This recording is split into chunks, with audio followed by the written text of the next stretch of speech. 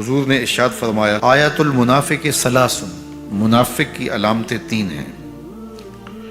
جس شخص کے اندر یہ علامات ہوں تو وہ اس نیت سے سنیں کہ آج ابھی اسی وقت میں یہ مصمم عزم کرتا ہوں کہ اپنے سے کھرچ دوں گا ان چیزوں کو، اور اپنے من کو، اپنے اندر کو، اپنے باطن کو ان غلاظتوں سے پاک کروں گا۔ اور عملی موضوعات پہ بات کرنے کا میرا مقصود بھی یہی ہوتا ہے کہ ہماری زندگی میں، سب سے پہلے اپنی زندگی میں اور پھر میرے ملنے والوں کی زندگی کے اندر عملی طور پہ تبدیلی پیدا ہو۔ تو اس نیت کے ساتھ جب آپ سنیں گے تو اللہ برکت کرے گا۔ تو سنیے رسول رحمت نے ارشاد فرمایا صلی اللہ علیہ وآلہ وسلم نے کہ منافق کی نشانیاں 3 ہیں۔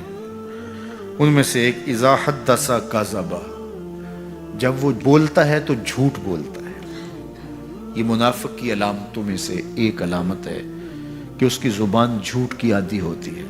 زندگی میں جھوٹ سے اپنے آپ کو بچائیں، یہ زہر قاتل ہے، اندر اجاڑ دیتا ہے، آپ کا معاشرے سے اعتبار ختم کر دیتا ہے اور آپ کی رسوائی کا سبب ہے۔ دوسرا ارشاد فرمایا وَإِذَا وَعَدَ أَخْلَفَ، جب وہ وعدہ کرتا ہے تو وعدہ خلافی کرتا ہے۔ یہ منافق کی علامت ہے کہ وہ وعدہ پورا نہیں کرتا۔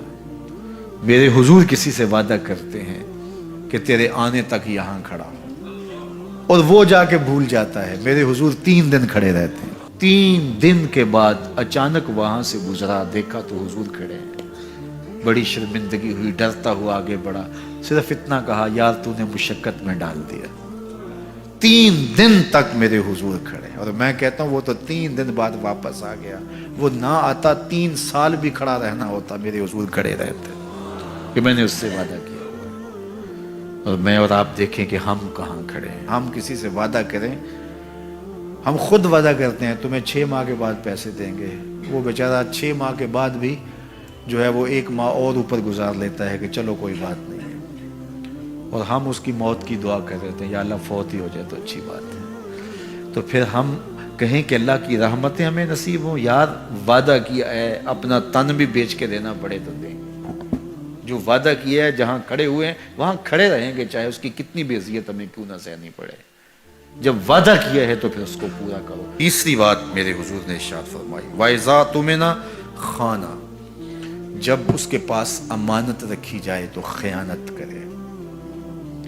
اس کے پاس پیسے رکھے جائیں، دولت رکھی جائے، کوئی زمین اس کے نام کوئی کر دے کسی وجہ سے، کوئی اور اس کے پاس امانت رکھ دے تو وہ اس میں خیانت نہ کرے، بلکہ آپ کے پاس کوئی بات امانت رکھی جائے تو اس کو بھی جو ہے وہ لوگوں تک نشر نہ کرے۔ تمہارے کان میں اگر کوئی بات کرے تو وہ امانت ہے، جب وہ بات کر رہا ہو تو دائیں بائیں دیکھ رہا ہو، تو پھر اس کا مطلب یہ ہے کہ وہ یہ چاہ رہا ہے کہ یہ بات کوئی اور نہ سنے، تو پھر صاحب امانت کو چاہیے کہ کوئی اور نہ سنے۔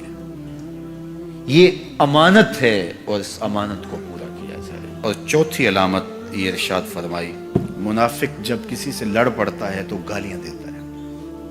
ہمارے دین نے ہمیں گالی دینے سے روکا ہے۔ اپنی زبان کی پاکیزگی اور اپنی زبان کی طہارت کا سامان کیجیے۔ آپ کسی بھی حالت میں ہوں، آپ کے اوپر کوئی کتنی بھی زیادتی کر رہا ہو، آپ کو کوئی تھپڑ بھی مار رہا ہو تو آپ اس کا مقابلہ ضرور کریں، لیکن آپ کی زبان گندی نہیں ہونی چاہیے۔ یہ غصے کے وقت ہی تو انسان کا پتہ چلتا ہے۔ ظفر سے آدمی نہ جانیے چاہے جتنا بھی ہو صاحب فہم و ذکا، جسے عیش میں یاد خدا نہ رہی، جسے تیش میں خوف خدا نہ رہا۔ عیش کی زندگی ہو یا تیش کی زندگی، خوشی کا مرحلہ ہو یا مرحلہ غم ہو، آپ دیکھو نارمل زندگی کے اندر تو آپ معتدل ہوں گے ہی ہوں گے، لیکن جب آپ کا بیلنس خراب ہوتا ہے خوشیوں کے وفور کی وجہ سے، اس وقت پتہ چلے گا۔ یہ ہے انسان کا امتحان، یہ ہے انسان کی آزمائش۔ منافق کی علامت بتائی گئی وَإِذَا خَاصَمَ فَجَرَ، جب وہ کسی سے لڑائی کرتا ہے تو پھر گالیاں بکنا شروع کر دیتا ہے۔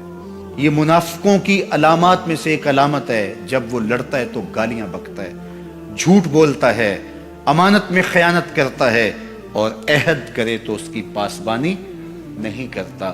اللہ ہمیں عہد کی پاسبانی کی توفیق دے۔